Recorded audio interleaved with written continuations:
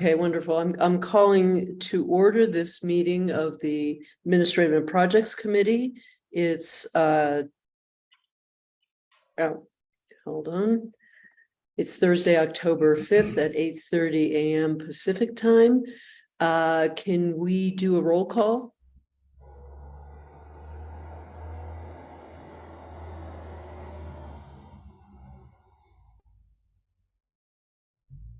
Christine, you're muted. You're muted.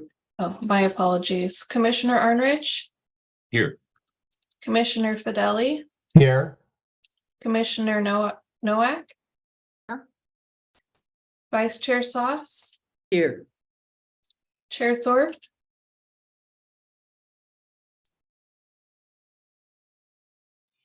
All right, what's next? I I sent it to you. Play No, the I video. texted it to you. Play the video, Christina. Yeah, Okay, we'll play the video. thank you. Due to COVID-19, this meeting will be conducted as a Zoom meeting pursuant to the provisions of Assembly Bill 361, which suspends certain requirements of the Brown Act. This meeting is being live streamed on the CCTA website. The chair will call upon members, staff, and other speakers by name. Please speak clearly and state your name before giving comments or remarks. Persons participating via Zoom with their cameras enabled are reminded that their activities are visible to viewers.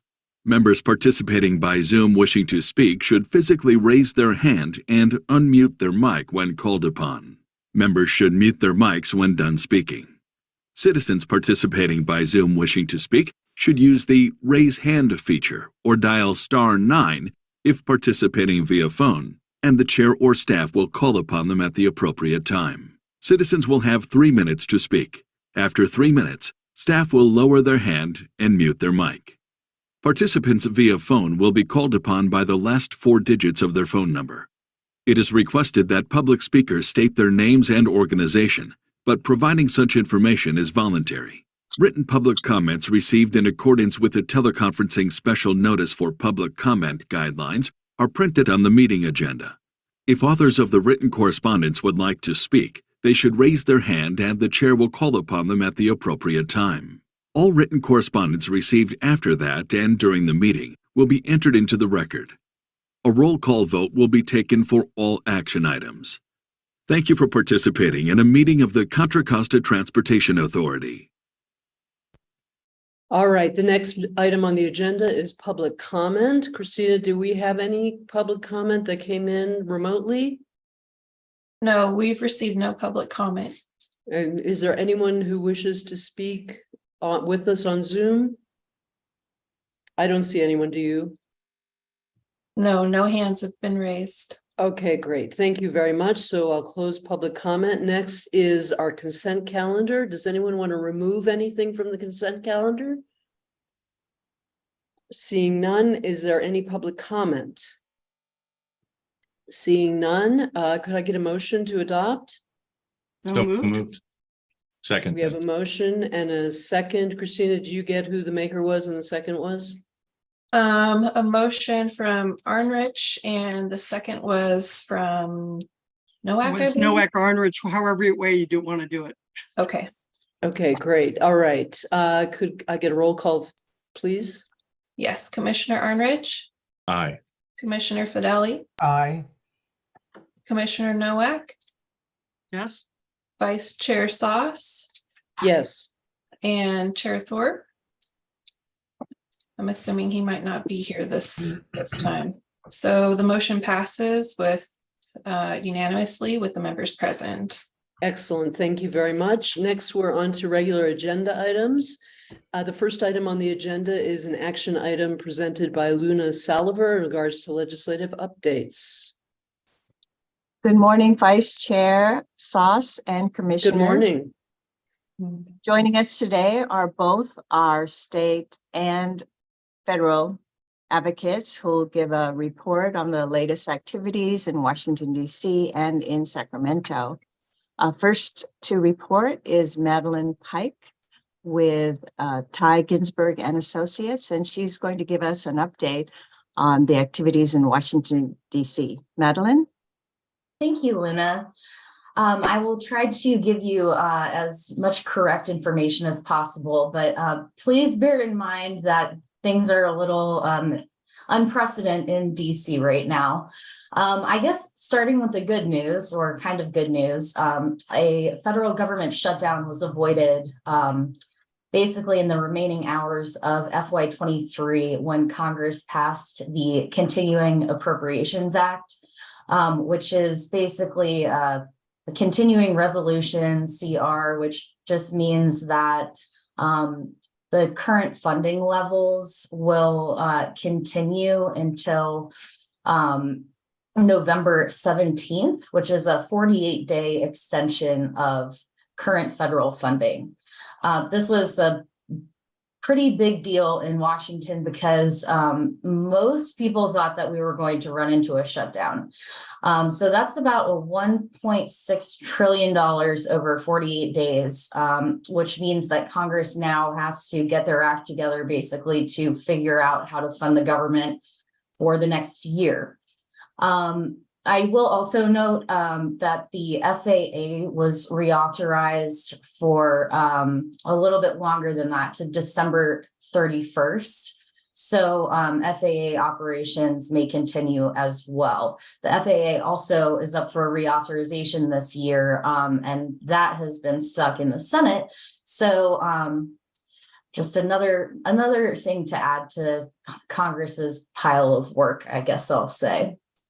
I'm sure that everyone here saw that for the first time in US history, the House has voted to oust its speaker.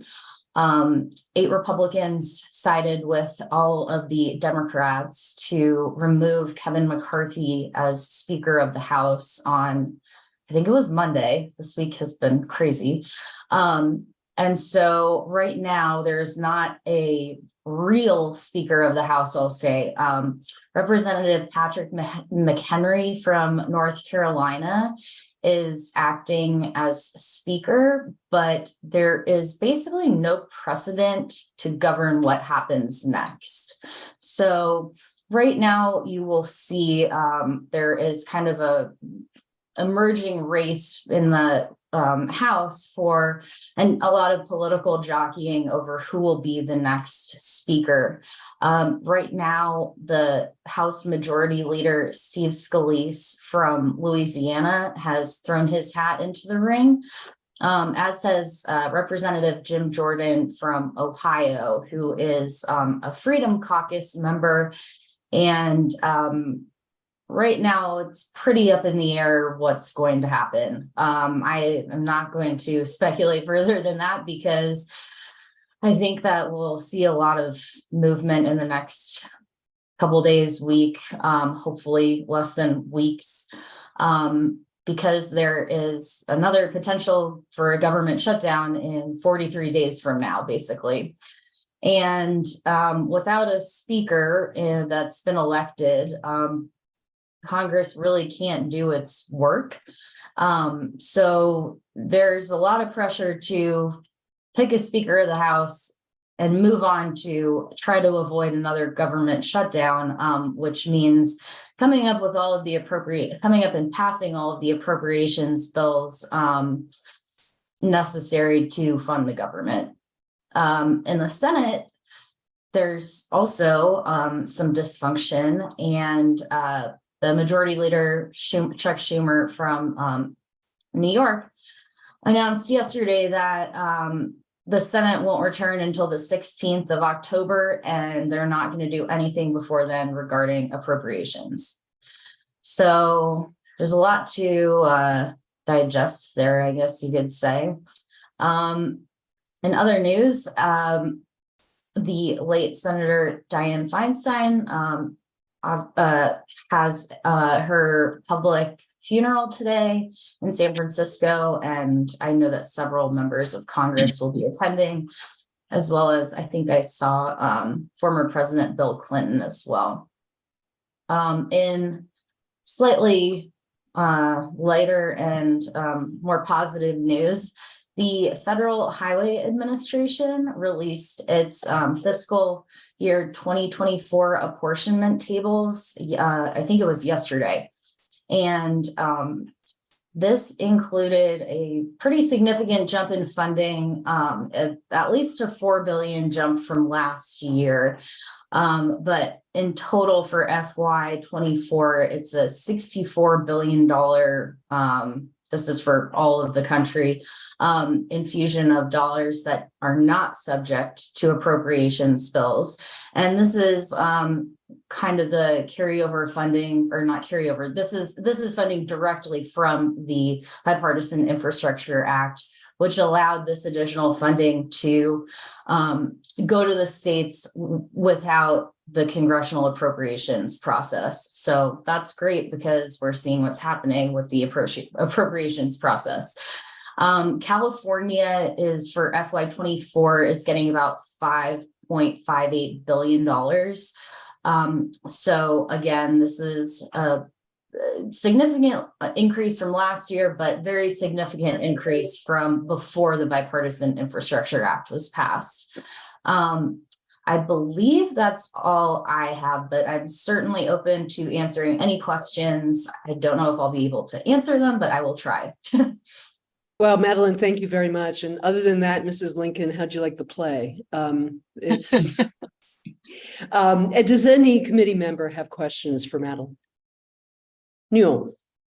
Maddie, thanks for the report and thanks for trying to stay on top of things. What is the prediction that we're going to end up in the same, and this is guessing, the same spot that obviously what happened last time with Kevin McCarthy, in order to get the seat, he had to make a deal with the last holdout of those 5 votes or 8 votes, I guess it was.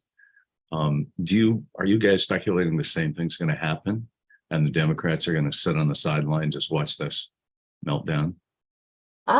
It's interesting. I think the Democrats currently are sitting on the sideline right now because the dysfunction is just, or I guess not dysfunction, but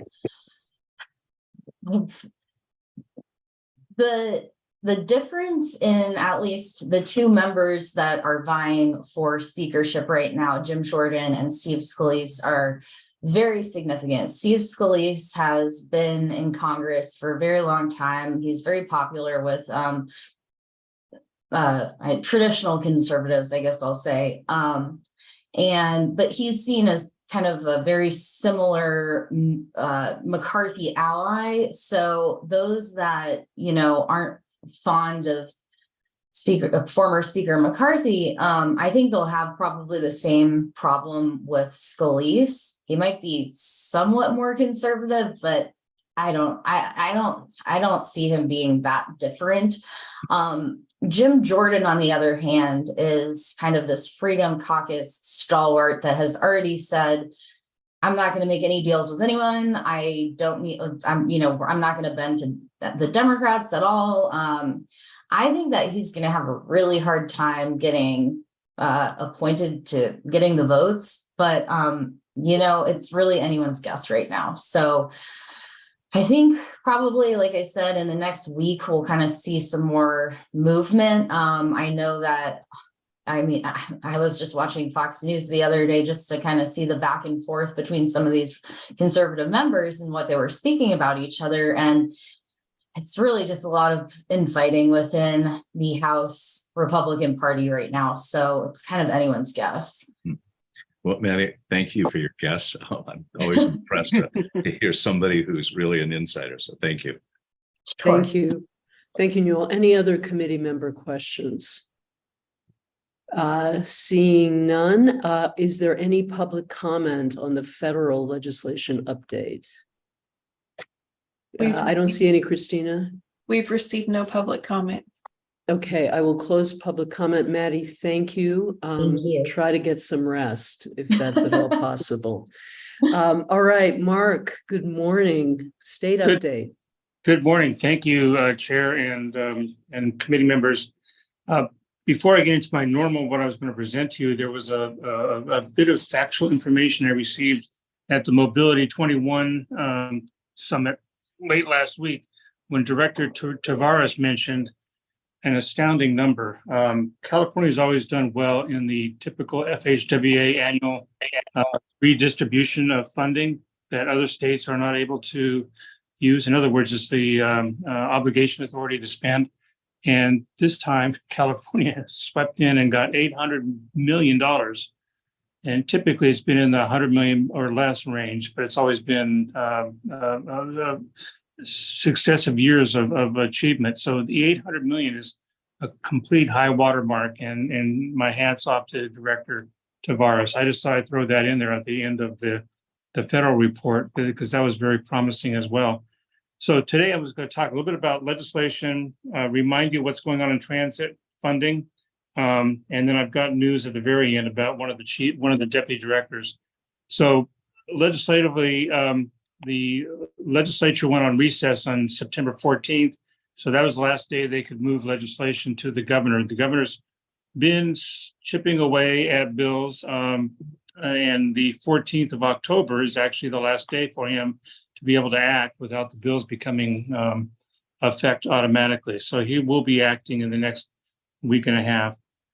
There were some very recent and very interesting actions that took place that were probably somewhat unexpected, but are very beneficial. First, the governor vetoed AB 316, which was the measure that had been of deep concern for those of us, particularly for Contra Costa Transportation Authority and its Gomentum Station. That bill would have required that autonomous vehicles greater than 10,000 pounds, in other words, commercial vehicles, would have to have a monitor, a live person on board. And that would have chased away, I think, numerous entities who would be trying to test and using the Gomentum Station. So this is a very good outcome. The governor, and it gets better, the governor essentially called for updated regulations. So that's going to go through the process. That started off. In addition, he's calling for more well-funded and in-depth workforce programs. So workforce development programs. So I think that meets the kind of targeted needs that Gomentum is trying to promote. So we think it aligns very nicely. So that was AB 316. And then there was the surprise adoption by both houses of two constitutional amendments. First, ACA 1, which has been around for probably 3 sessions. And that basically was approved and therefore is going to go on the March ballot. I double checked. It's listed on the March ballot in the Secretary of State's website today. And that would reduce the voter threshold for public agency bond programs for infrastructure to 55% from 2/3, similar to and aligns with what education community did for school bonds a decade or maybe decade and a half ago. In addition, however, and this is most important, I think, for self-help counties and other entities, it reduced the vote threshold from 2/3 to 55% for special taxes like the transportation use tax that is the basis for your self-help funding. So this goes to the voters in March, as I indicated. In addition, a companion constitutional amendment was passed. It's being held at the Assembly desk so that it wouldn't automatically go on the March ballot, meaning it'll go on the November ballot.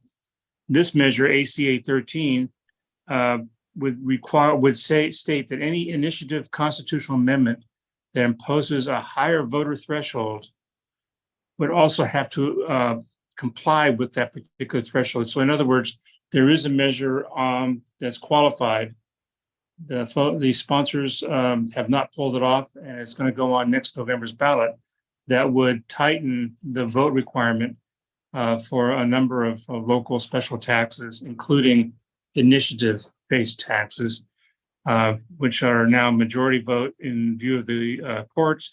They would say it would be 2/3. So it would take 2/3 of the people in California voting on that measure to pass that measure instead of the normal statewide 50%. So it's a very interesting twist in statewide election law. So that is passed, it's qualified, and it is being held in abeyance until it passes the deadline to go on in March, and therefore it'll fall onto the November ballot.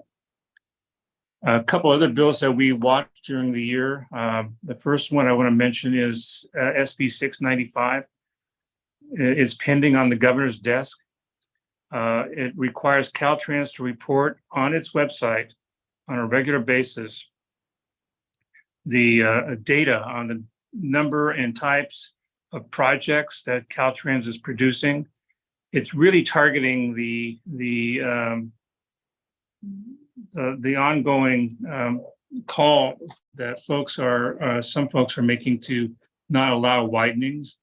And we want to show the bill that would likely show that there aren't a lot of widenings going on in the state, and therefore the need to legislatively eliminate the ability to widen freeways and roadways, which we've seen 3 or 4 bills, is really not necessary. So it's going to be a good data set that we would see develop if the governor approves it. Caltrans is somewhat in favor of it, as is the governor's staff, but we don't know where the governor's going to go on that bill. Another bill, I think this will make your capital outlay folks and the executive director very happy.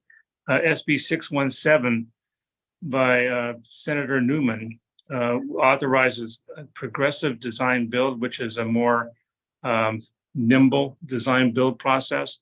It is going to be what was approved by the governor last night, and so this measure would allow RTPAs and other entities who are implementing projects to be able to implement them using progressive design build.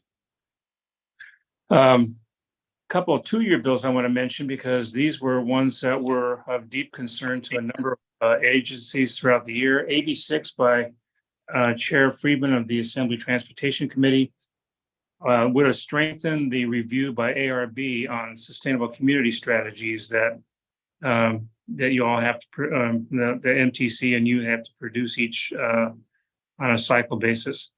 But it also would have installed greenhouse gas emission reduction targets for 2035 and 2045.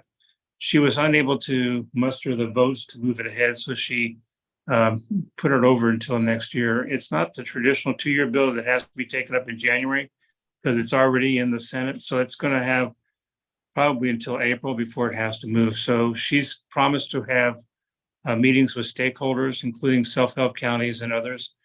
And we'll see how that unfolds during this interim.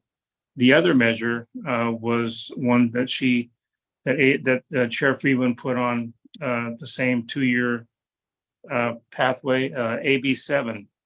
And it would have required CalSTA, Caltrans, and CTC to include in the programs that they have, grant programs that they have responsibility for, to put in those program guidelines, direct link to CAPTI, which we've seen over the years as it was adopted. And there was a lot of pushback, and she was again unable to muster the votes to move it. And so she's put it off, and there will be a series of stakeholder conversations to deal with that bill as well. Just a real brief, because I know I'm going on and on, a real brief reminder of transit funding.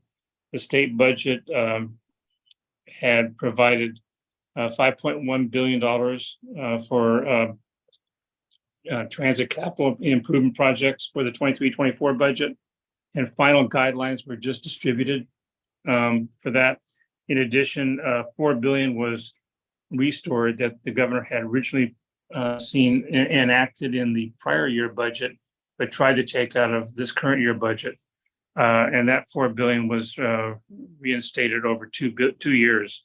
And that's going to be distributed on a population basis with a formula for RTPAs to receive elements of that funding or proportions of that funding. And finally, the there's a little bit of a controversy that's brewed. The Deputy Director for Planning and Mobile Programs, which includes rail, the Division of Transportation Planning and other like programs, has taken a whistleblower position with respect to a couple of projects that she felt were, in a sense, illegal. There's a major project on 80. If anybody's driven from the Bay Area to Sacramento or Lake Tahoe in the last month, there's a major project unfolding in Davis at the Causeway. And it's a repavement project. And they included in there a couple of widened lanes for widened portions of a lane for pullouts for the CHP. But the fear by some folks, I guess including the deputy, is that once you've done the widening or the pullouts, you'll be able to pave through the whole thing and add another lane. And the funding source for this is SHOP, and SHOP does not allow for capacity expansion. So it's going to be a long drawn out. You'll hear about this from time to time. She was offered a sideways promotion or position at District 2, I'm sorry, North California. And she's not accepted that. So this is going to be front page in some of the transportation newsletters for months to come. So that completes my report for now, and I'll be glad to answer any questions. Thank you very much, Mark. Do any committee members have questions? Yes. Paul. Yes, Mark, what is the deputy director's name? I was trying not to go there, but Jeannie Ward-Waller. Okay. And as far as ACA 13, haha, I'm glad that's good news. for It the is. state. Yeah. And it's not readily apparent to think about it, but with the other measure on the ballot already, that Very measure clever. Yeah, subject to this is very, very clever. So very clever. Thank you. Sue. Does the project on 80 then come to a halt? no, not that I know about. There's an investigation going on. I can't imagine it would be so complicated to halt it where you've got a award that's been awarded and the money's been committed. So I don't know how they're going to deal with it.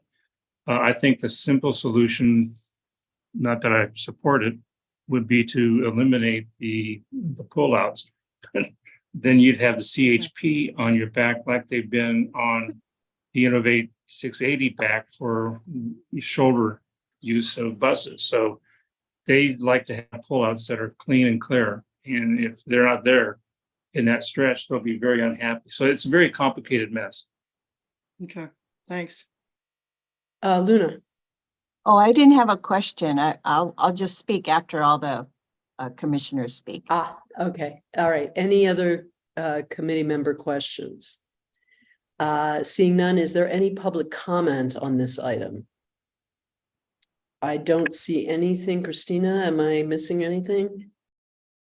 I see no hands raised. Okay, I will close public comment and bring it back. Luna, did you want to say something? Yes, I wanted to congratulate Mark because last Friday at the Mobility 21 Summit, Mark received the Lifetime Achievement Award for policy and advocacy accomplishments, and CCTA staff just wanted to congratulate him. Bravo. That's great. Thank you for bringing that to our attention. Mark, congratulations from all of us. That's wonderful news. Thank you very much. Well- Very humbling. Thank you. Well deserved. Well deserved. All right. Any other comments? Okay, that concludes that item. The next agenda item is an action item regarding executing agreements with a variety of public entities and issuing a request for proposal to procure consultants for environmental and engineering services. I believe, Hisham, you are taking the lead on this. Yes, good morning, Madam Chair. Good morning. Welcome. Committee members. Let me share my screen. Hope you can see it. Yes, we're good. Okay, perfect. Thank you. So today we're asking you to approve agreements 664 through 669 and seeking authorization to issue RFP 23-3. See if I can move my screen. Here we go. As you recall, the authority was awarded $29 million earlier this year from the Safe Streets for All grant. The name of the project that we submitted is Bicycle and Pedestrian Safety Improvements to Improve Equity Countywide in Contra Costa. Basically encompasses 5 projects throughout the county. The slide lists the amount awarded to each project. This is our first joint application with multiple sponsors where CCTA took the lead in submitting the application and will be taking the lead in delivering all phases of these projects. The total project cost for the 5 projects is now estimated at $47 million. We're anticipating to start work on these projects in January 2024, and the last project will be completed out of the 5 in February 2028. Once the agreement with FHWA is signed, that's agreement 669, we basically have 5 years to complete the project, finish construction, and close the projects out. And FHWA made it clear to us that no extensions will be allowed. Excuse me, Sean. Yes, sir. But before you finish, on this page, you have $13,008,000 for the L Street, but in your report, it's $130,080. And in the handout, there is a corrected staff report, Commissioner, that shows the correct number. So the 13 million is the right number. Is correct. Okay, great. Thank you. Thank you. In total, once the projects are done, there is 3.6 miles of pedestrian bikes. There will be 3.6 miles of ped bike facilities that will be added or improved. Next, I will give you a quick snapshot of each project. The snapshots are based on conceptual plans, and none of the projects out of the 5, none of them have been environmentally cleared at this time. The first project is sponsored by East Bay Regional Park District. It will close half-a-mile gap to connect the Bay Trail to the Carquinez shoreline. We're estimating the cost at this time at $4 million, and it's targeted to be completed in 2027.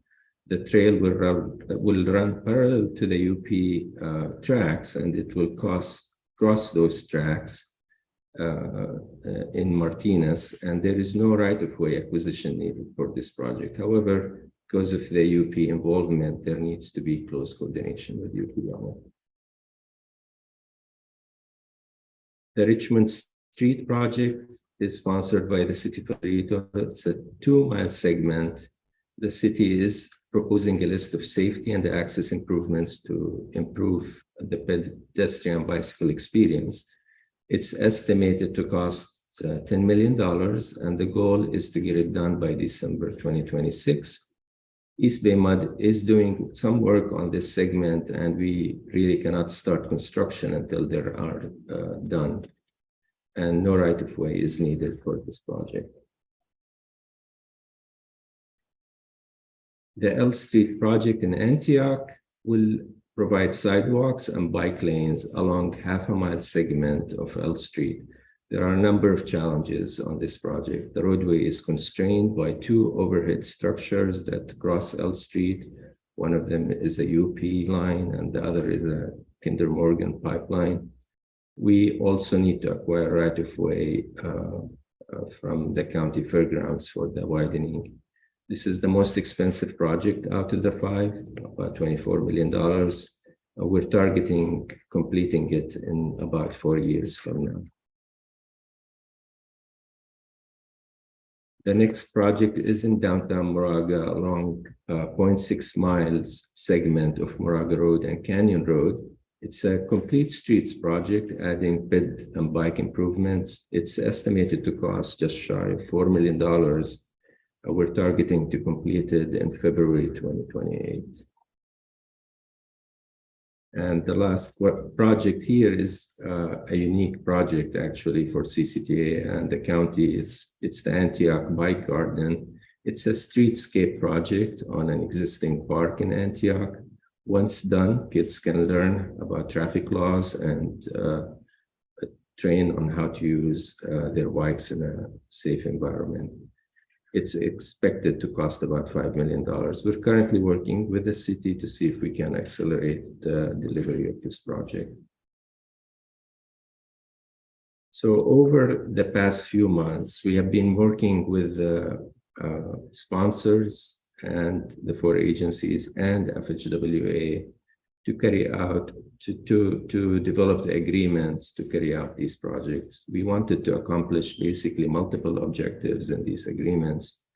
Besides successfully delivering the project, we wanted to do it in a way that reduces the administrative burden on CCTA and the sponsors. So to do that, we are focusing the federal grant on the construction phases only, and using the local contributions from the sponsors to do the environmental and design phases. This way, we're reducing the touch points with FHWA, as well as the number of buildings. Second, because CCTA has no way to fund cost increases, these are not Measure J projects, as you recall, we wanted to make sure the sponsors are ultimately responsible for that if it happens. The agreements state in the event of cost increases, we will first try to reduce the scope while meeting the objectives of the project, apply for other funds, but ultimately the sponsor needs to cover the cost increase if everything we've done fails. This way, we're eliminating the financial risk to CCTA. The third objective we wanted out of the agreement is to minimize also the cash flow burden on CCTA. Thankfully, the sponsors have agreed to pay us in advance from their local match. And the fourth objective, we wanted CCTA to recover, if not all, most of its program management costs on these projects. As you know, we're very busy here and we will need consultant support from AMG to help us manage these projects, and that costs money. And finally, we wanted to make sure our agreement with FHWA allows the projects to proceed independently. As you recall, these are in separate parts of the county. They're not contiguous. So we did not want the slowest project to control when the other projects can move forward. I'm glad to say that we've accomplished all of these objectives, and I wanted to publicly thank our 4 jurisdictions and FHWA for working with us on these agreements. At this time, the City of El Cerrito, the Town of Moraga, along with East Bay Regional Park District have already approved the agreements. We're just waiting for the City of Antioch to take the item to their council, hopefully in the next few weeks. So today, we're asking you to approve agreements 664 through 668 with the sponsors. We're asking for your authorization for the executive director to sign the agreement with FHWA, including future amendments. There will be amendments to these agreements once the costs and the schedules are refined. We want to minimize the administrative burden on everybody. So that's why we're asking for approval, for authorization for the executive director to approve future amendments on this agreement. We also want to release RFP 23-3 for engineering and environmental services so we can get started working on these projects. And finally, we want you to authorize the executive director to make non-substantive changes to the language. With that, I'll be happy to answer any questions. Thank you very much, Hisham. If you could, thank you for taking the slide down. Do we have any committee member questions? Sue? Yeah. Are we at all concerned about any changes that Antioch may make since they haven't approved this agreement yet? That this might have to come back to us for any amendments, any significant amendments to to that agreement? Yes, we've talked to them and they've had the agreement for a while, and we haven't received comments from them so far. But I trust that the language and the agreement is something they'll be agreeable to. If not, if there are significant changes, we'll come back at the next meeting. If they're not significant, then Tim can make these changes with your authorization. Okay, thanks. Thank you, Paul. Yes, thank you. I just wanted to say the city of El Cerrito is very excited about the Richmond Street project. It's our major residential parallel street to San Pablo Avenue, and it needs a lot of work. So we want to thank you. And as Hisham mentioned, the East Bay Mud will be working on that long path for about 2 years, dealing with a new path of water coming down to our city. But I also want to thank CCTA for the creative way they got all these grants, working together in a creative way that allowed our city to have a major benefit. So thank you very much for that. Thank you, Paul. Any other I see your hand, Tim. Do you have a question or do you have a comment? I just have a comment, so please proceed with any commissioner questions. Okay, thank you. Any other questions for Hisham? I actually do have a question. So is it your understanding, Hisham, that the Antioch's lawyers have blessed the agreement? Not yet. It has been on their desk for at least a month and a half or two. However, the agreement has been reviewed by at least 3 or 4 attorneys from different jurisdictions. So, I'm confident the copy they have should work for Antioch as well. Okay, and is there this arrangement is very creative, and my hat's off to you. But is there precedent for this arrangement where CCTA takes the lead and the municipalities kind of consult? No, that's my 23 plus years at CCTA. This is the first time we're doing this. Normally, we would take the lead on a phase, on a project within maybe one jurisdiction. So we have not done this. This is the first time where we're taking the lead on doing multiple projects that are not related to each other, not contiguous to each other. And not only that, we're doing all the phases of the project from the start to the end. Normally, we do it one phase at a time as we get, better idea on the costs and the challenges with these projects. So I'm sorry. Go ahead. I'm sorry. My apologies. We are excited about this. Very excited. This could be the way we do business in the future. But at the same time, our any risks to CCTA need to be mitigated in the agreements. Like, we don't sit on tons of money here, so we want to make sure we're not putting CCTA at any financial risk. And also, we don't want to fail, because if we fail, we want to be able to get future federal funding for any project for a long time. So, thank you. Thank you. And so, I think you said on one of your slides that CCTA is implementing, but the sponsors have the ultimate decision on the project design related issues. Is that wasn't apparent to me in reading the contracts, but I may have missed it. Are we good on Yes. that all the parties have an understanding that this is how it's going to work? Absolutely. I mean, the cities, the sponsors are going to be involved in every step in the way, hand by hand, with CCTA. They're going to be the ones basically helping us selecting the consultants, going to make all the design decisions. They're going to help us with public outreach. So we're basically just doing the legwork for them, for the cities. But all the decisions, these are local projects, and all the decisions will be the city's decisions.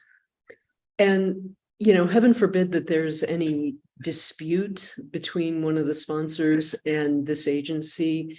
Are we comfortable that we have a good dispute resolution process set up that is short of outright litigation, which I don't think would be a good look.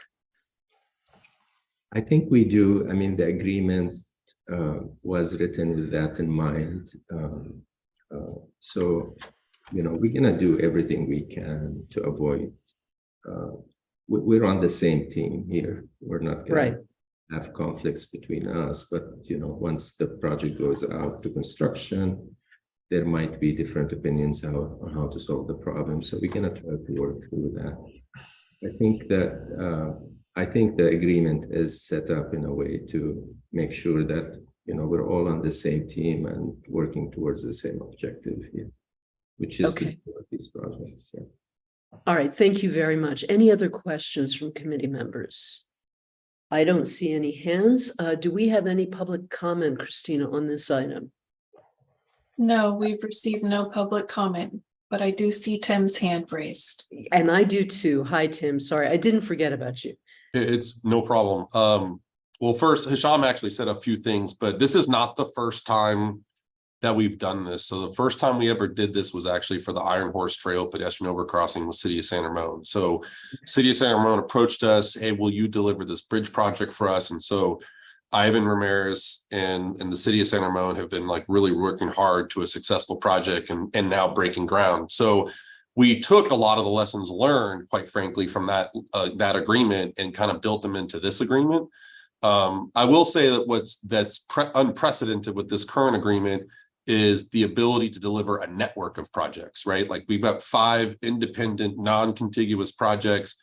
And what was really interesting about this whole process is that that's actually what Federal Highways was actually looking for in the Safe Street for All program. And so when we were awarded the project, it was interesting to us, and I applaud Hisham and the great work that he's been doing, nailing down and working with Federal Highways, because this was not easy. This was extremely complicated. And so as I've been explaining to the board, our projects are getting more complicated, our agreements are getting more complicated. And so it's taking a lot of thought in terms of how we're being creative to really address and identify and minimize the risk for the authority, you know, as we're doing these more creative works. And so the short answer is yes, CCTA is for hire. You know, we can be a consultant for local agencies. And I think that's important because big projects like L Street, Richmond Street, you know, some cities don't have the resources or the expertise to deliver projects like this. And so I think it's important for, you know, CCTA to step in and be that role. But it has to be done, you know, in partnership with these local agencies. And so, it's exciting because I believe this is the future as we look towards the future, not only because I think a lot of the new grant programs, they are looking for these, you know, multi-jurisdictional partnership type of arrangements in these federal grant programs. And it was interesting when we worked with Federal Highways, they didn't even have a template for this type of, for the program itself, for the agreement. So Hisham had to work with both legal on Federal Highways and legal on our side to actually create the actual funding agreement with FHWA because they didn't have a template. And then similarly, they didn't know even how to address a lot of the complicated issues in terms of how to deliver 5 projects independently within the same funding agreement. And so we actually really did a lot of trailblazing here with Federal Highways and really set a precedent in terms of how you can actually do what they're actually asking us to do. So continuing CCTA's reputation in terms of not only innovating in technology, but innovating in terms of how we're delivering these projects. And so I just want to really put a big shout out to Hisham for really working with FHWA, the agreement, the staff, working with all local agencies. Also Colin, you know, he originally was the one that put together the grant program and was successfully to get the award of the grant. And so we're really excited about this project and the multiple projects. I think it's huge. It aligns with our Vision Zero goals for the authority. And I'm looking forward to doing more of this in the future with our partners and local agencies. Thank you, Tim. I mean, this really is exciting, and it just bespeaks the strength of the ongoing collaboration between the local agencies and CCTA. And we all want this to be the template for how to move forward on projects of this size and scope. So great presentation. And unless Newell, are you ready to make a motion? I was just going to make a motion, and just to echo what Tim said on that last part. This has been a discussion for a very long time as CCTA's expertise has escalated to become that, to develop itself to a role where it would be that advisor for particularly most of us don't have the staff or the bandwidth to run projects like this. Right. So this is just another step in the fruition of that long-term goal and discussion.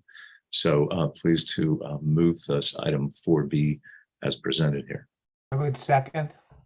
All right, we have a motion from Newell, a second from Paul. Christina, did I take public comment on this? Yes, I did. Okay, Christina, would you do a roll call vote, please? Yes, Commissioner Arnrich, Aye. Commissioner Fideli, Aye. Commissioner Nowak, Yes, and Vice Chair Sauce. Yes. The motion passes unanimously with members present. Thank you very much. Our next item is an informational item presented by Tim to provide a status update for the Gomentum Station expansion, economic analysis, and workforce development. And anything else you want to talk about, Tim? Well, thank you, Vice Chair Sauce and committee members. This is really exciting. This is actually kind of been culminating now over the last several months as we've been working with the Gomentum Station Ad Hoc Committee, which comprised of Chair Federal Glover, as well as Commissioner Nowak and Commissioner Arnrich, in terms of really developing, what Gomentum Station is and what it can be. So I have kind of a long presentation here, but half of it is talking about really what the program is today. The other half is where we plan to take the program into the future. And it really kind of builds upon some of the comments from Mark Watts about the veto on AB 316. And there was really clear direction when I read the letter last week that there's a call to action from the governor in terms of developing workforce development programs in this autonomous vehicle emerging technology space. And so what we want to do is position Gomentum Station to be that hub to really support the growing economic development of this market, this autonomous vehicle market, but also the continued involvement in transitioning the workforce into these new technologies. And so that's really what Gomentum 2.0 is really all about. So just so everyone knows, in terms of goals and objectives, this aligns with the reason why CCTA created Gomentum Station. Not only does it give us the ability to see technology and be able to implement really cool projects, but main reason why we created Gomentum is we wanted to create smart jobs and have economic growth here in Contra Costa County. We wanted to bring those jobs from Silicon Valley, from San Francisco into Contra Costa County. And we're doing that today. Some of the partners that we have at Gomentum Station, they live and work here in Contra Costa County. And we have a plan to expand that and really demonstrate the growth of economic development as part of this Gomentum 2.0. So just so everyone knows, this is a public-private partnership between CCTA, AAA, the Automobile Association, who is our managing partner, the City of Concord, East Bay Regional Park District, Contra Costa County, and the U.S. Navy. I'm not going to belabor the details, but there's a number of agreements in place with all of these partners, as well as licensing from the U.S. Navy to provide us access to the facility to be able to implement the program. And it's really important to understand the importance of having this kind of third party as our managing partner, between both being able to enable private investment with our partners, but also be able to provide that buffer and also protect the privacy of our partners and the confidentiality of our partners through this public-private partnership. So we have multiple agreements with all of these countries. We have an MOU with every single one of these countries about how to collaborate with Gomentum stations. So not only are we, both a regional, statewide, and national reputation, but we also have an international reputation. And I will say it's interesting, our international reputation, I feel like in some cases is stronger than what we have here nationally. We had a delegation from Japan come through the Redefined Mobility Summit. We also had a delegation from Sweden last couple weeks ago. We have another delegation from the Czech Republic coming next week or 2 weeks from now.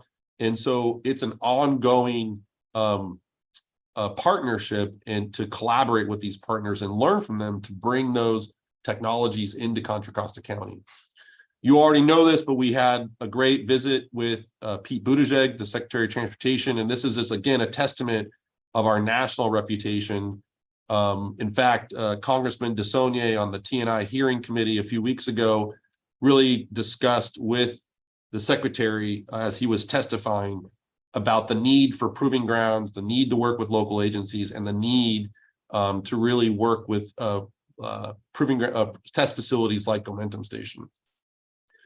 This is how we currently use Conquer Naval Weapons Station. So we have Conquer Naval Weapons Station basically split across 12 different testing zones that are then reserved on a monthly basis by our partners. Starting at the top, that's the admin area. The blue part is the tunnel zone. The long stretch is Kinney Boulevard, which is essentially simulating a highway environment. And then Bunker City is split up into, it says 6, but I think it's actually now 8 different testing zones for partners to test their different, operational design domains that we call them. This is why they love the test there. It's got a number of different infrastructure scenarios and configurations. We have bike lanes, roundabouts, 4-way signals, non-standard infrastructure, cracked pavement, faded striping. The partners really like and enjoy the number of facilities that they have out there today. We also have a signal lab. We also provide conference rooms and places for them to work. These are some of the types of technologies that are being tested at Gomentum Station. Not only is it about autonomy, but it's also about the full ecosystem of merging technology, mobility, including electric vehicle charging, including sidewalk delivery, and as well as working with universities on research. Like, for example, UC Berkeley is one of our partners that you go out there and test their own projects. And so I think it's important as we continue to work with our partners, they're looking for more. They want more infrastructure, more test facilities, and that's really what Gomentum 2.0 is all about. Our utilization continues to grow. This is on a monthly basis, so I don't have current numbers, but I understand that in the summertime, it was some of our highest numbers yet. So if you can imagine that line on the top right there continuing to project. But we had, in March of 2023, we had over 180 reservations in just that 1 month for all the testing facilities. So it's been very challenging to be able to accommodate all of our testing partners' scheduling needs because we're fully booked. We actually need to expand the facility to really meet the growth and the needs of our partner. We've done some limited investments out there in terms of, internet connectivity. We also have site access and improvements. For example, we just opened up a new zone called the G Street Complex, but we also have now weekend and night testing, and we continue to look for opportunities to partition the existing facilities to be able to maximize the reservations and the testing facilities for our partners. But what we need in our partners, they want more. They want more. They want labs. They want research facilities. They want what's called a vehicle dynamic area, which is a large skid pad. They would love to have a high-speed loop or more highway type simulated facilities. They want more surface variety, like, for example, braking on tiles to simulate ice. They would love to have more different types of graded roadways. So there's more that they want. And it's important to provide this to them because if they don't get this, they're going to go find it somewhere else. We do have competition in the nation when it comes to these testing facilities. And so historically, I'll just say that because of some of the scheduling constraints we've had out there, we have lost partners. Waymo left, they created their own test facility at Castle Air Force Base. We've lost Toyota, we've lost Honda, but I'm happy to say that we do have primarily our premier partners are Silicon Valley OEMs. So for Gomentum 2.0, it's really about building and creating a world-class test facility and proving ground. We want to make sure we continue to create high-paying jobs in this region and also making sure we remain competitive to not only to the market, but also from the economic development opportunities. So the goals and objectives of this Gomentum 2.0 is really to get the support of the state as well as the Bay Area, understanding what the potential economic growth and competitiveness to keep this technology here in the state, in the Bay Area. So it's not about just Contra Costa, but it's about keeping this workforce and technology and market here in California. Autonomy was born out of Silicon Valley. And so with the growing kind of call to action, from the governor's office, he's a huge supporter of technology. Also with what's going on in San Francisco right now with Cruise and Waymo, there's a need to do more public education. There's a need for workforce development to be able to support the growth and the ability to scale these technologies into the communities. So what is a proving ground? This is what a proving ground looks like. This is a proving ground just outside of Barcelona, Spain. That large paved area there in the bottom right is a vehicle dynamic area. It's a proving ground where people can be able to skid, do different configurations. You can see the high-speed loop. That's really interesting. That high-speed loop is actually designed as an infinite straight. So the vehicle wheels actually never turn based on how that loop is actually designed. And this is owned and operated by a company called IDIATA. And so IDIATA, not only do they have a presence internationally, but they also have presence here nationally in the United States. They actually have a facility down in Adelanto in California to be able to do crash testing as well as active and passive safety testing for the National Highway Traffic Safety Administration. So why do you need a proving ground? It's really to test the full development as well as the homologation of the entire vehicle, basically from concept all the way through testing, development, research, to all the way to production, so you can get that vehicle ready to full-scale production. So you're doing passive safety testing, active safety testing. You're also doing noise, vibration, and harshness testing, durability, reliability. That's what our partners are really looking for, because there's only one facility in the United States that this type of testing happens, and that's in Ohio at the Transportation Research Center. Ohio Transportation Research Center, they realize about $172 million per year in economic development for the entire state, just because of their facility. And because of the growing demand, and also because depending on how the regulatory framework evolves in this space, there will be a need for another proving ground in the United States. So we've been working with IDIATA. We actually contracted with IDIATA to develop a conceptual plan called a pre-feasibility study to develop what those plans might look like.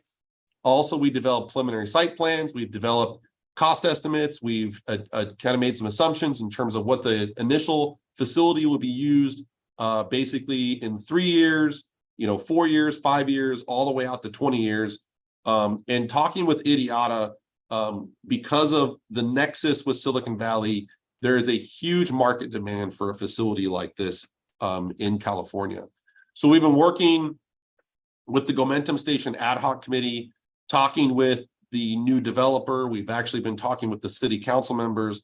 And basically what we've made a request to the city is we would like to be able to fully utilize what's called the Innovation District and the Campus District within the Concord Naval Weapons Station. On the site A on the left, this is the approved area plan, which actually shows that purple campus district underneath the red shaded area. The one on the right is the Lennar draft specific plan which is what Brookfield is actually using as their current kind of baseline land plan, based on a meeting that I had with them last week. But it moves the campus district closer to the transportation-oriented development area, closer to the BART station. And we are now trying to negotiate with Brookfield as well as the city in terms of where is going to be this permanent home for Gomentum Station. And also making sure there's clear nexus with the county's first responder training facility, which is the blue on the top above Highway 4 there.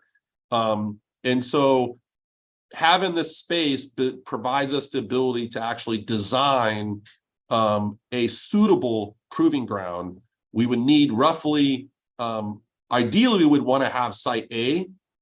We will be able to get away with something like site B, but it will come at a loss in terms of some of the types of facilities we'll be able to offer. But we would be able to have basic facilities like the vehicle dynamic area, research labs. And so a big component of this ask is the campus district. And I'll get into that relative to the workforce development programs. So we did an economic development analysis. We commissioned Ernst & Young, which is a very reputable organization and consultant. We looked at both indirect, induced effects, and direct economic development through a number of these metrics on the left-hand side. And we did both during construction as well as after construction. So during construction, the total economic output was about $224 million and about 1,100 jobs to actually build the facility at the Naval Weapons Station. This is very busy. I apologize, but just to really walk you through this, there's 4 main categories that we looked at. Really, we looked at Gomentum Station operations. So what type of employment would be generated just from the operations of Gomentum Station. We also looked at area clients, so people that would literally ship their vehicles to Gomentum from another state, maybe even another country, to be able to come in and test for a few days or a few hours and then leave. And then we have permanent clients, our premier partners that are basically setting up shop at Gomentum Station. And so when you look, I'm going to focus more on the total right on the bold numbers, but in year 15, we would generate about 182 jobs and about $55 million in economic output. And then with the out-of-area clients, an additional 123 jobs and about $15 million of economic output, primarily hospitality, et cetera. Permanent clients, this is a big one because this is people moving to Contra Costa County and creating jobs, 472 jobs, as well as $87.8 million in economic output. You add all those things up together, so you're roughly looking at about 777 total jobs and about $158 million. And we kind of benchmarked this against that Ohio economic development study. So we feel pretty confident about these numbers. We also took a very conservative approach in some areas, and we also, the average rate of these jobs in terms of employment, we averaged it to be about $178,000 per year for each of these jobs. So in terms of workforce development, we've also hired a consultant to look at how to develop these strategies. It's a 3-phase approach. The first phase is really discovery. So looking across the nation, looking for best practices, who's doing this type of work. For example, Tesla has a Tesla Start program that they've created on their own, that it's actually working with Diablo Valley College. But next step is meeting with the partners, really understanding, what are their needs. That's phase 2. And then phase 3 is actually designing the actual workforce development programs. These are some of our competitors, as well as some of the best-in-class workforce development programs that we've found through phase 1. Michigan, for example, just created the ACM Foundation Build. They are making a lot of moves in this workforce development space. Minnesota has a Innovation Alliance, and also Pennsylvania has a program with Carnegie Mellon in terms of workforce development. And so the big takeaway here is these are our competitors. What's interesting about our competitors, not all of them have workforce development programs, but you also see a major gap relative to the West Coast. So our vision is really meeting that call to action from the governor, is really build a statewide innovation alliance to really meet those demands and needs of workforce development, bring in labor, bring in agencies, bring in universities, but also create a career pathway and program that really establishes a pipeline for the next generation of workforce, but also do a lot of research in terms of what those middle skill needs will be in the future in this market. And so the way we would do that is we call it the 4 E's. And a lot of this CCTA is actually doing. So particularly step 1 is you want to start in K through 12. And we're doing a lot of that through our current STEM programs like Femineers, Redefine Mobility Summit, All Girls Lead the Way STEM Day, our field trips, our tours. And then experience is really about working with them directly on projects and giving them things to do. And then step 3 is really giving them types of like internships and those types of things. And step 4 is really that upskilling and reskilling and micro-credentialing and developing those non-degree programs. And through this work, this is what supports our ask to the city of Concord for the campus district, because essentially what we are doing is essentially not only potentially building the college for the city, but also establishing the workforce development programs. We've been talking with UC Berkeley. They are interested in working with their tech transfer program. They're very interested in setting up a lab at Gomentum Station. I'm going to be meeting with the Mineta Transportation Institute next week at APTA. They're also very highly interested. And so this is about bringing these development programs. So what we have been up to is really selling this, quite frankly, to the state. So last week, I met with the Assemblymember Wilson. I met with Senator Glazer. I've got a meeting with Cal STA in the next several weeks, but this is about really demonstrating the state what we are and what we can be, and really kind of meet those needs and build on the current success of Gomentum Station. And then also really tell the state that if we want to continue to maintain to be a leader in this space, this is what needs to happen. We need a facility like this. We need to keep those high paying jobs and innovation advancements here in California. And also to remind everyone that we're doing this for safety. Over 42,000 people die on our highways every year. 10% of those is actually in California, but 94% of all those fatalities is caused by human error. You all know these statistics we talk about all the time, but it's important to help. I think the state is looking for new ways to invest in transportation. And this is a way to invest into transportation directly into safety and directly into technology. And so what we've asked what our ask is going to be to the state is basically a $200 million investment over the next 5 years into building the facility as well as the college and workforce development programs from the state, and really get the state to use Gomentum Station as this hub to meet not only their goals, but our goals as well. So right now we're continuing the development of our work in terms of the workforce development grant. We're seeking the state delegation support. We've been meeting with the city of Concord and developer. Mark Watts has been working on setting up meetings with the governor's office. We're also going to be potentially setting up a Gomentum Station tour with key stakeholders probably in November. And then obviously we're going to continue to meet with the Authority Gomentum Station Ad Hoc Committee. And so this is just a timing. Time is of the essence because the governor puts together the budget now. And so we're trying to put all of this together and get the support between now and end of the year. And then basically we get ready for the May revise next year. And hopefully we will be in the governor's budget. And obviously there's a lot of challenges right now, particularly around the budget, that is not being ignored. There's a lot of priorities, particularly on transit and other priorities. And so we want to strategize, in terms of when is the right time.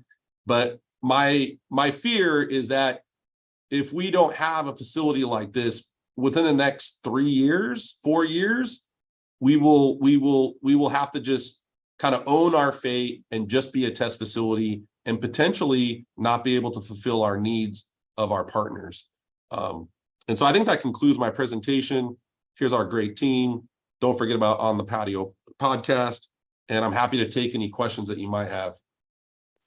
Tim, thank you very much for the presentation, for the vision and the creativity on this, and for positioning this in a way that will maximize its chances of success. And I also want to thank the members of the ad hoc committee who have worked diligently on this and are moving this forward. Do we have any questions from committee members? I see.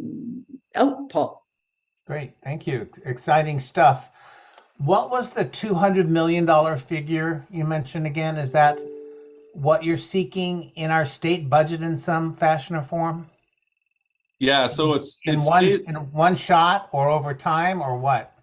So it'd be $200 million over 5 years. So basically $40 million a year for the next 5 years is kind of the ask from the budget. And it would be a direct ask from the governor's budget. And is that contingent upon approval of what Concord agrees to as far as accessibility to the campus or not? No, I think there's other locations that we could put this at. And so there's a huge piece of property out in Antioch.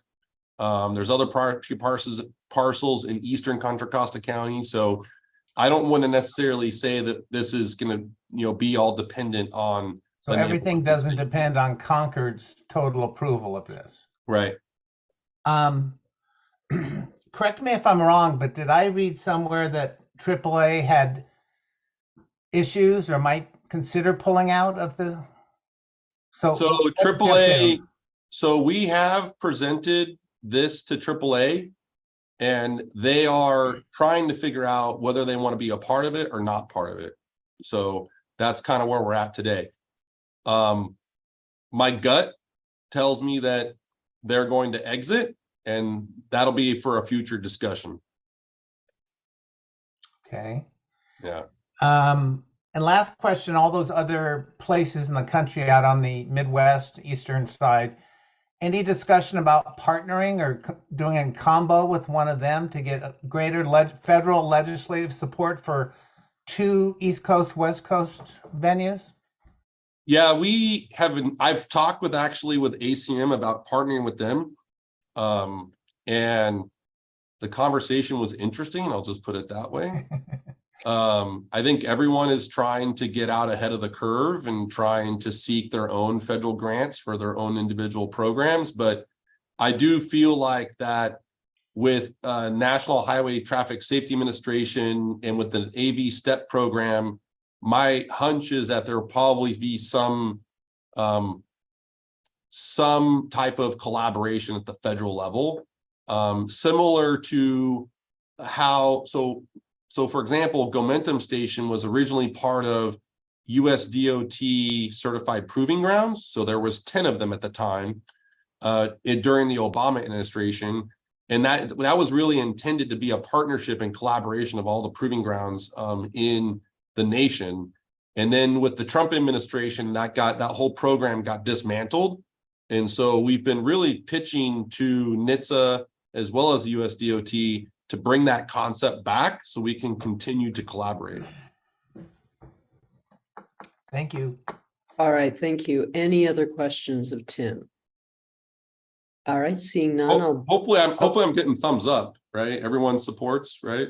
Yeah, okay. All right. Newell? Yeah, I don't have any questions. I thought you were limiting us to questions. I just want to comment that one, this is a pathway we've been working on for a very long time, and the evolution is impressive when you look at where we started. Having actually Jack and some individual members to help create this outside of CCTA to get it going. But as Tim is mentioning, that the relationship between Gomentum being here in California, specifically in the Bay Area, and its relationship to Silicon Valley is paramount, and in fact makes us probably one of the most important locations not only currently, but for the long-term future, because Silicon Valley is not changing. It's staying there. Some manufacturing is moving away, but the brain power and the trust, the design and all of that's here. And, you know, the role of AAA has evolved and changed. I think they've learned a lot of what they were interested in.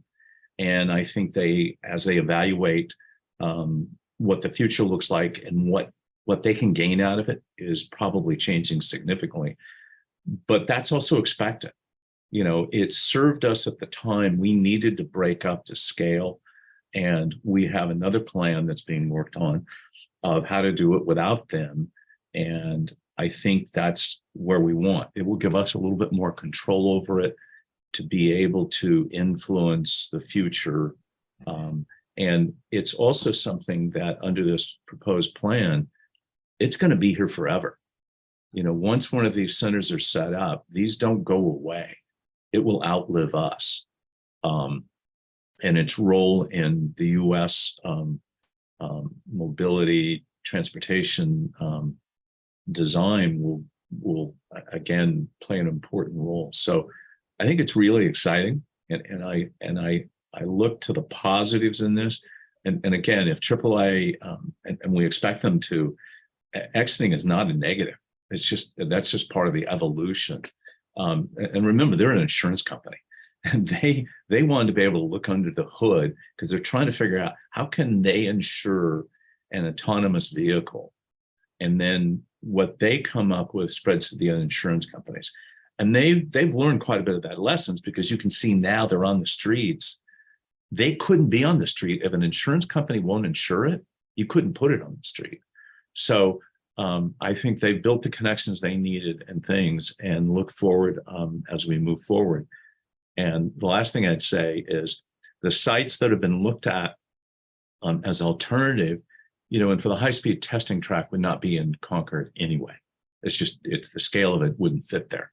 So there are other sites that we've been looking at for a very long time, and also negotiating. It's a win-win for Concord if we can do it.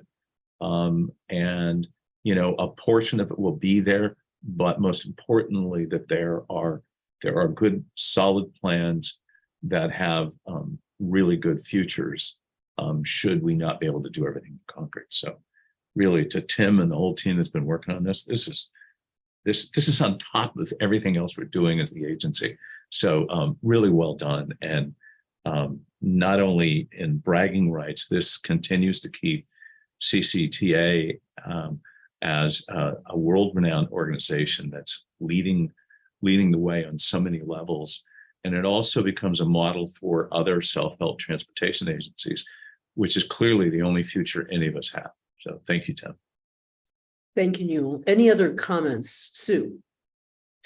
I just wanted to add to those comments that for me, what's really exciting is the economic development and workforce development that it brings to Contra Costa County. You know, we have struggled at times when we were looking at RHNA numbers, developing jobs and businesses in Contra Costa versus Silicon Valley. And I think this sort of marries the technology of the West Coast along with transportation. And that's the part that for me is super exciting, that it brings Contra Costa a business and identity that we haven't really had from an economic standpoint. So that's what I am super excited about this whole project. Thanks. Thank you, Sue. Any other committee member comments? All right, seeing none, any public comment on this item? I don't see any. Christina, do you see any? No, I don't see any. I haven't received any either. Okay, all right, thank you. So let's move to correspondence and communications. There are none. Commissioner and staff comments, chair's comments and reports. I just want to thank Tim and the entire staff of CCTA for the work that went on behind the scenes to bring these very meaty matters to us, and especially to distilling it to an understandable essence. So thank you. I know that just a tremendous amount of work behind all of these things. So we really appreciate it and can't thank you all enough. Do we have any other committee member comments? Paul. Yes, thank you. I just wanted to say that at WICTAC last month, from our STIMP funds collections, we parceled out over $5 million worth of money to our local projects, to basically every city in our district. And we're very excited about it. The TAC was unanimous in how those funds should be appropriated, and we're very pleased and proud of that and the association of that money with CCTA as well. Thank you. Thank you, Paul. Any other comments from committee members? All right, seeing none. Tim, do you have anything to add? Nothing to add this morning, Vice Chair. Thank you. Okay, thank you very much. There's no other business, so unless someone wants to keep talking, well, this meeting is adjourned. All right, thanks, everybody. Great meeting. Thanks for nodding.